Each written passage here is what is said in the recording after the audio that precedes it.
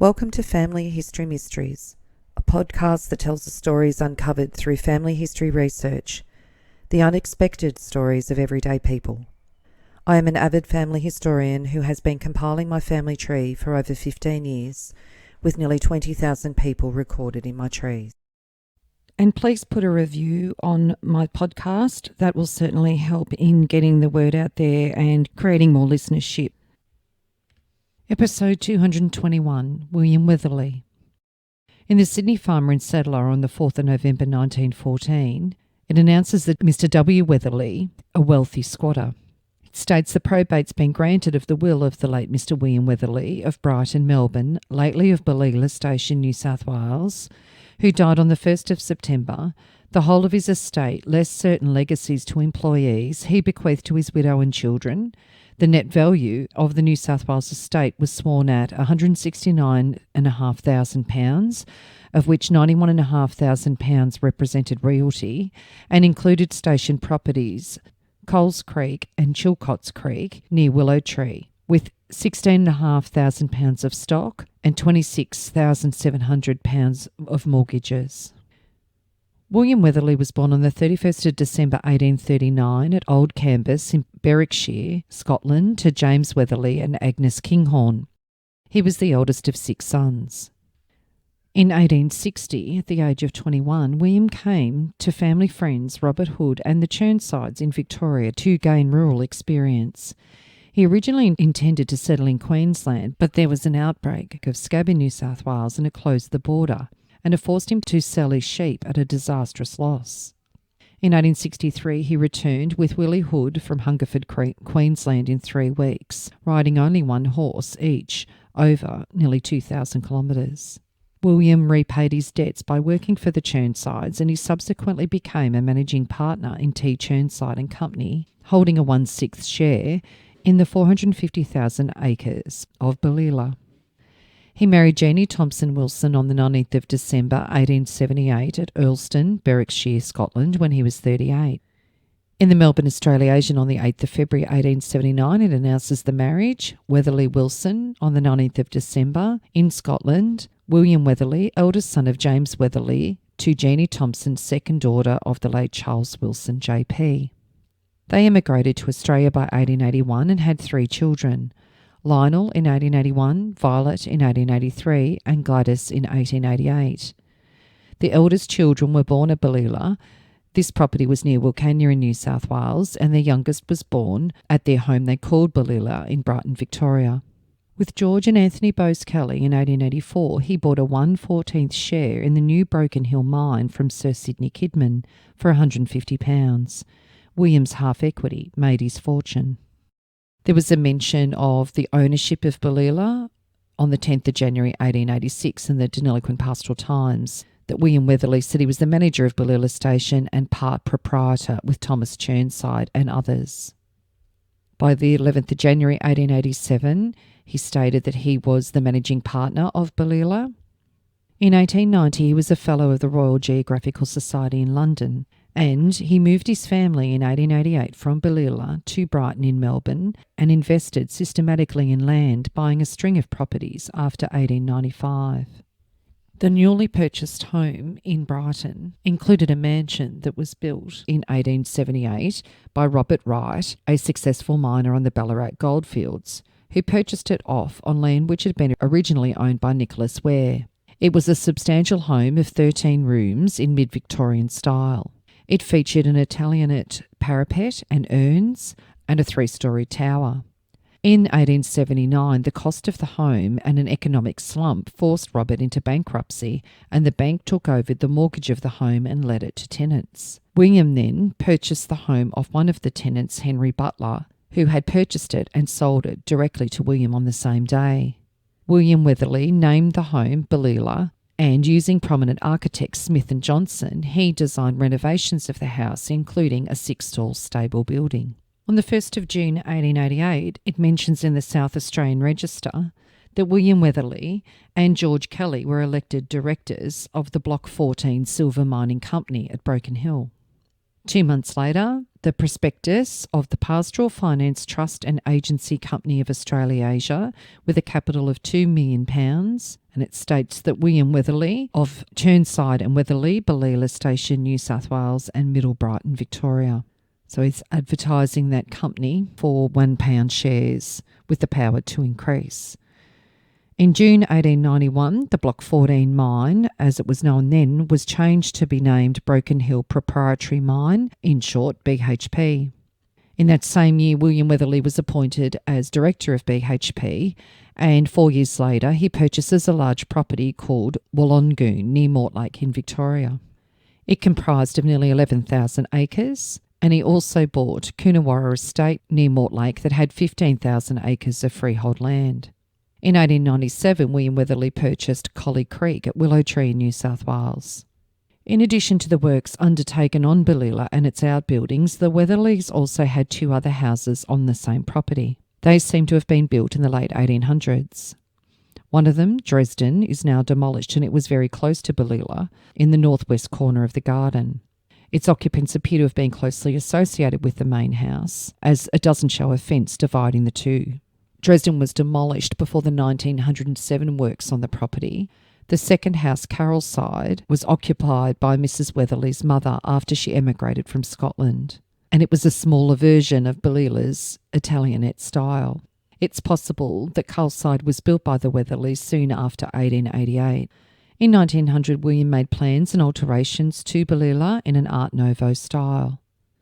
On the 7th of February 1900 in the Sydney Morning Herald, it says the Victorian Bushmen's Fund in Melbourne, Mr. William Weatherly of Mortlake, today forwarded a cheque for £1,000 to the Bushmen's Fund. This was a large, handsome donation, and it was referred to by the Premier. Mr. McLean said the gift was a generous and patriotic one, and the sentiment expressed by Mr. Weatherly in forwarding it had the true ring in it, that when so many young men are giving their lives for their country, it behoves those who can give a good round sum. On the 24th of November 1900, in the Melbourne Australasian paper, Mrs. Weatherly's at home. The handsome interior of the St Kilda Town Hall presented a most beautiful aspect on Thursday afternoon, November the 22nd, when Mrs. William Weatherly of Billilla, Brighton, gave a musical at home to her friends. The hall was divided into 2 parts by means of a wall of Japanese screens. The larger portion, including the platform, was transformed into a most picturesque drawing room, arranged with choice furniture, tables and pedestals innumerable. The latter was surmounted with floral musical devices such as harps and lyres. The beautiful fresh blooms that formed the rustic alcoves were roses from the palest pink to the darkest red, each colour being used separately, also rhododendrons in all of their rich shades and sweet pea bloom. The pillars of the balcony were festooned with garlands of white mousseline roses, the fronds of lofty palms falling as fringe over the balcony itself. The whole effect was very much enhanced by soft draperies of white muslin, whereon was a pink or pale green floral design, and by the delicately constructed shades of the many standard lamps dispersed amid the furniture. Quite the most appreciated feature of the afternoon was the musical program, under the direction of Mrs. Palmer. The hostess received at the entrance to the hall her daughter, who was to make her debut in the autumn, assisting her. In 1900, William Weatherly purchased Blythevale. This was an estate just north of Streatham. It was a homestead built for squatter John Ritchie of the Fiery Creek Run. It was more than 27,000 acres. While some of the property was divided after William's death, Blythedale did remain in the Weatherly family.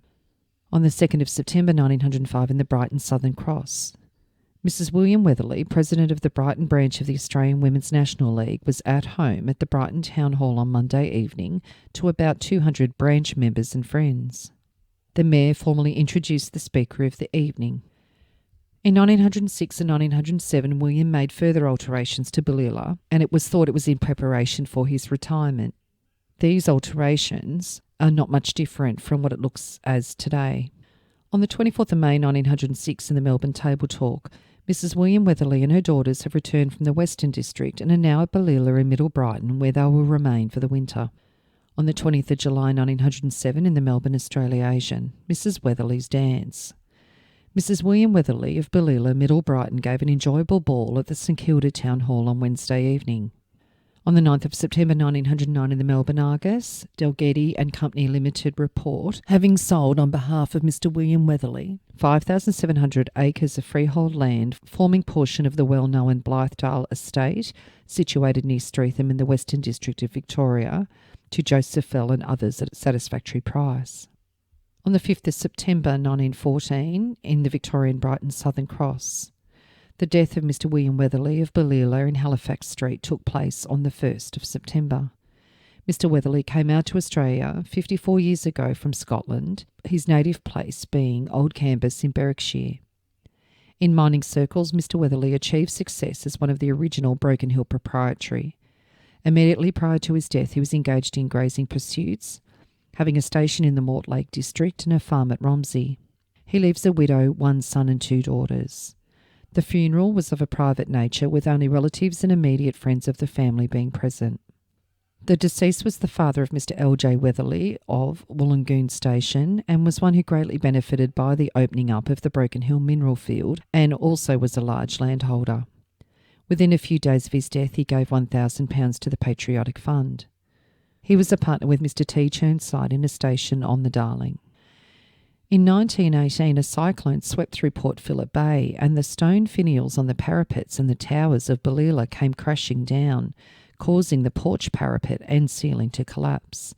Only one tree survived the destruction of the cyclone, a Canary Islands pine that still stands in the southwest corner of the residence. On the 24th of August 1933 in the Melbourne Argus, it announces the death of Jeanie. On the 23rd of August at Billilla, Brighton, Jeanie Thompson, widow of the late William Weatherly and second daughter of the late Charles Wilson of Earlston, Berwickshire, Scotland, in her 80th year.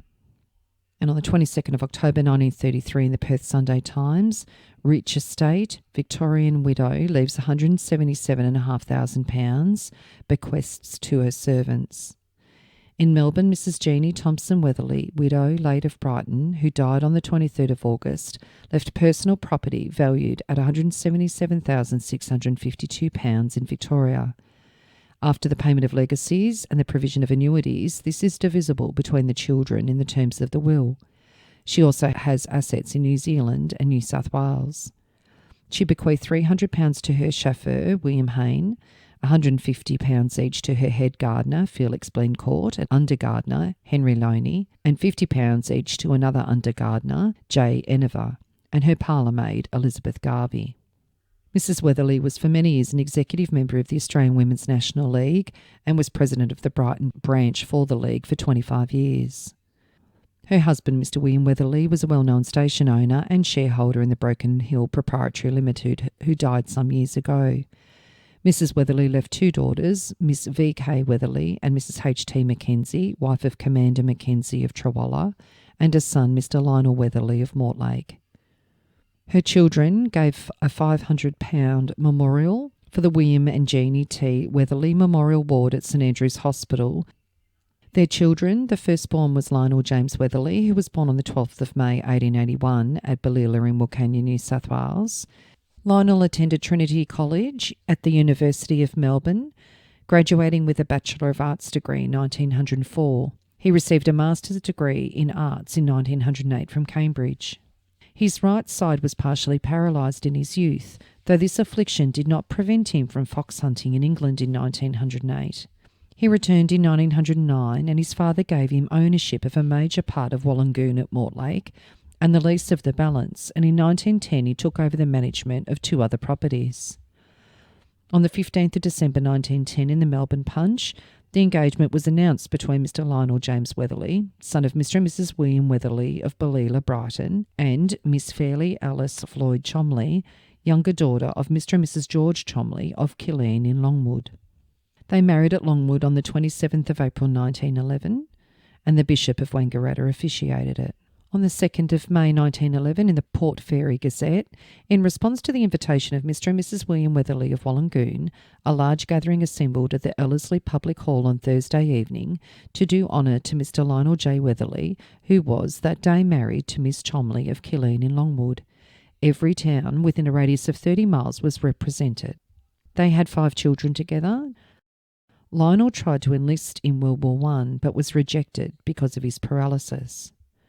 As well as running his own flock, he had 25,000 sheep in 1915, he also worked for the Red Cross, supervised properties for enlisted owners, and was president of the local repatriation committee. After the war, he donated 2 farms with a total of 888 acres for soldiers' settlement and voluntarily sold nearly 16,000 acres to the closer settlement board to provide another 46 farms for returned soldiers. He was involved in numerous local activities. He was member and president of the Mortlake Shire Council, but was forced to retire due to ill health. He was also a committee member of the Mortlake Hospital and heavily involved in the formation of the Rural Fire Brigade. From 1909, Lionel was a member of the Pastoralist Association. He was elected to its council in 1910 and was state president from 1921 to 1925. He also represented the association on the Federation Council in 1921, 1922 and 1924 and was federal president at the Melbourne Convention in 1924. He remained on the state executive until 1947. He was appointed to the Australian Meat Council in 1922 and he represented it in the next year in South Africa, England and the Netherlands. In 1925 he resigned from the Wool Growers Council as he was opposed to Sir John Higgins's plan for the post-war marketing of wool. Weatherly was a committee member and president of the Australian Sheep Breeders Association from 1951 to 1952 and councillor of the Polwarth Sheep Breeders Association. He was also keenly interested in thoroughbred horses and was a member of the Victorian Racing and Camperdown Turf Clubs. He was a devout Presbyterian and church elder. He was generous and intelligent with a fine sense of humour. He was seldom critical of others, but he set and achieved high standards for himself that contemporaries regarded him with awe. He handed over Wollongoon to one of his sons in 1944 and retired at Camperdown. In 1962, he donated £25,000 towards a Haileybury College branch school at Keysborough. He died on the 19th of December 1962 at his Camperdown home, Roorong, aged 81. William and Jeannie's second child was Violet Kinghorn Weatherly, who was born on the 8th of May 1883 at Billilla in Wilcannia, New South Wales. She died on the 9th of September 1972 at the age of 89. She maintained Billilla in Brighton with reduced staff after her mother's death in 1933. And a little on the Billilla homestead in Brighton. In 1973, the former Brighton City Council bought Billilla on behalf of its citizens. 2 months after the sale, the auctioneers sold antique furniture from the estate, with the proceeds going to the Senior Citizen Centre. In 1991, the Governor of Victoria, Dr. Davis McCaughey, officially opened a museum in the homestead of Billilla. In the late 1990s into 2006, Billilla was leased for weddings and events. The property also was leased to 2 schools, one of them Xavier College, although the gardens remained opened up to the public and councils still stage several events in the gardens each year. In 2021, the council resolved not to renew the lease with the school tenant and they decided to return the building to community use. William and Jeannie's third child, Gladys Dalziel Weatherly, was born on the 7th of April 1888 at Billilla in Middle Brighton. On the 5th of December 1912 in the Melbourne Table Talk, it announced that Gladys was leaving Melbourne at the end of January for a trip to England. On the 14th of August 1913, it announced that she was planning to return to Melbourne early in the October. It was then announced in the Melbourne Table Talk of her arrival back in Australia on the 23rd of October 1913. Miss Gladys Weatherly, younger daughter of Mr. and Mrs. William Weatherly of Billilla, Brighton, arrives on the SS Medina from a 9-month trip to England and the continent. On the 9th of April 1914, so only 6 months later in the Melbourne Table Talk, it announced that Miss Gladys Weatherly, the younger daughter of Mr. and Mrs. William Weatherly of Brighton, with Miss Kate Hood, daughter of Mr. Justice Hood, has left for a trip to China and Japan. On the 22nd of December 1915, Gladys married Commander Harry Ponsonby Mackenzie in London. Gladys was 27 and Harry 38. They lived at Trawalla in Victoria. They had 2 sons, Alistair in 1922 and Kenneth in 1928, and Gladys died on the 15th of August 1966 at Trawalla, aged 78. William's brother, Andrew Alexander Weatherly, was born on the 23rd of March 1841 at Old Cambus in Berwickshire, Scotland. On the 2nd of April 1890 in the Brisbane Queenslander, Andrew Weatherly, his address wanted by his father's trustees from Roxburgh Shire, Scotland. So it seems that he was a little hard to find around 1890. Andrew did not marry and died on the 14th of August 1921 in Brisbane. Another brother, James, was born on the 1st of October 1943 in Old Cambus in Scotland. He arrived in Melbourne on the 14th of August 1865 when he was 21. He married Frances Wilson in 1876, but Frances died on the 20th of July 1877 in childbirth when their daughter Agnes was born. Agnes died on the 9th of November 1948 and it was announced in the Melbourne Argus. On November the 8th, Agnes Millicent Weatherly of Hotham Street, East Melbourne, eldest daughter of the late James and Frances Weatherly, stepdaughter of Mrs. James Weatherly, loved foster mother of Ivor, Keith and Frances, and beloved sister of Eloise, Mrs. J. Gregory, Frances, Mrs. O.C. Esperson, Marjorie, Mrs. W. Carter, and the late Isabel. James then married Frances's sister Jane in 1878 and they had 4 daughters together. In 1903, James was running a property called Hillgay near Coleraine in Victoria. Jane died in 1905 and then James married May Isabella Bird. She was also of Scottish heritage. James was 64 and May was 39 when they married. The marriage was in the paper. The marriage of James Weatherly of Wallaloo Park in Stawell with May Isabel, eldest daughter of Mr. Stafford Bird, MHA of Hobart, was celebrated at St Paul's Cathedral in Melbourne. The ceremony was a very quiet one. After the ceremony, a reception was held at the Grand Hotel by the bride's parents. And James died on the 24th of November 1941 at the age of 71 in Ararat from heart disease. The properties he owned at the time of his death was Macanja in Victoria, Mount William in Victoria, Currawinya in Queensland, Carinballoch in Victoria, Malvern in Victoria, Wallaloo Park in Victoria and Hillgay in Victoria. On the 26th of November 1914 in the Stawell News and Pleasant Creek Chronicle, there was an obituary for James Weatherly. The sudden death of Mr. James Weatherly of Wallaloo Park, which sad event occurred at Ararat on Tuesday, will cause a great shock to many and will be deeply regretted by many of his friends. The deceased gentleman had been visiting Hamilton and was on his homeward journey when it was broken at Ararat, at which place he met Mrs. Weatherly on Monday night. They stayed at Ararat that night and intended to resume their journey to Stawell and then home to Wallaloo on Tuesday afternoon. Mr. Weatherly was in his usual health until shortly after midday when he took suddenly ill. Dr. Matthews was summoned but was unable to do anything to relieve him and he passed away shortly after, the cause of death being a cerebral hemorrhage and heart failure. The late Mr. Weatherly, who was 71, had been a resident of the Wallaloo district for many years. He was of a quiet and retiring disposition, but was most highly esteemed by a large circle of friends, who thoroughly appreciated his high sense of honour, probity and uprightness, and his loss will be keenly felt. He leaves a widow and a family of 5 daughters to mourn their loss, with whom the sincerest sympathy will be felt for their sad and sudden bereavement. The funeral took place yesterday afternoon on arrival of the afternoon train from Ararat, and the popularity of the deceased was demonstrated by the large number of residents from surrounding districts who attended to pay their last tributes of respect. And May died on the 2nd of November 1950 in Malvern, Victoria, aged 82. She was a home science educator, a school principal and a TAFE college head. Her death was announced in the Armidale Express and New England General Advertiser on the 17th of November 1950. Death of a former headmistress. Many old girls will have loving memories of Mrs. James Weatherly, who, as Miss May Bird, B.A., in 1907 was the first headmistress when it was bought by the Church of England from its founder, Miss Florence Green. Miss Bird was sorry indeed that her time here was so short, but she had become engaged to Mr. James Weatherly, and he was an impatient man, and so at 6 months she had to leave. She began a teaching career in 1893 when the depression caused by the land boom and Van Diemen's Land bank smash caused many young folk to leave their homes in Tasmania and find work elsewhere. She taught in Melbourne and at the Rockhampton Girls' Grammar School. Then, the Tasmanian University being founded, she returned to her home to take an arts course and was one of the first graduates. While taking this course, she made time to teach at a boys' night school in the Hobart slum area of Wapping, and told many tales of her work there with gangs of rough lads who soon became quite respectful and obedient.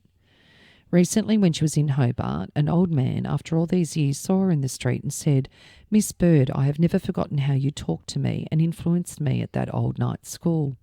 After graduating, she taught at Queen's College, Ballarat. Miss Green met her there and decided she was the right one to carry on her work at Armadale. So she was offered and accepted the position, and there as ever she did good work. She had a loving understanding of girls and their problems and a special aptitude for teaching. One of the old girls pays her this tribute. Mrs. Weatherly, as Miss Bird, endeared herself to all girls who had the pleasure and privilege of being under her leadership. She was full of personal charm and grace and wisdom, and she left with us an abiding influence. It was a privilege to know her, and we all have a feeling of personal loss. After her husband's death, she went home to Tasmania, where she cared for her parents for several years. Later, there was no longer need for this care, and she returned to Melbourne at the request of the headmistresses of the secondary schools to be principal of their great homecraft training scheme. Here for 10 years, she carried out her great life work of helping to mould the minds and lives of the new generation of women. During the recent World War, the Melbourne Technical College established a correspondence course on homemaking for Army girls, and Mrs. Weatherly was asked to write a very comprehensive booklet for this course and to do all the corrections of the papers. She had endless grateful letters from young wives who knew nothing about homemaking until taking the course. Hearing about this, the Tasmanian Education Department asked her to write a similar booklet for them. This she finished just before her last illness. This work gave her much pleasure, for she had the highest and most noblest standards for the trainee of girls to make them successful in the greatest of all professions, happy homemaking. Another sibling of William Weatherly was David Kinghorn Weatherly. He was born on the 16th of February 1845 at Old Cambus in Berwickshire, Scotland. He married Amelia Tyndall on the 6th of June 1871 in Newington St Mary's in England. They had no children, and he died on the 13th of August 1896 at the age of 51 at Wollongoon, William's property at Mortlake in Victoria. He also was a grazier of Green Hills in Victoria. He died of apoplexy, and his wife Amelia died on the 7th of May 1931. Two of William's brothers went to America, and one died in Scotland. There's a book about William Weatherly called The Weatherlys of Wollongoon that was published in 1998. If you are interested in sharing your story on my podcast, Family History Mysteries, please go to my Facebook page and send me a message. If you would like some assistance in filling in the gaps in your family tree to see what mysteries you solve, please get in touch. And don't forget, you can have early access to episodes by subscribing, and you'll also gain access to bonus episodes.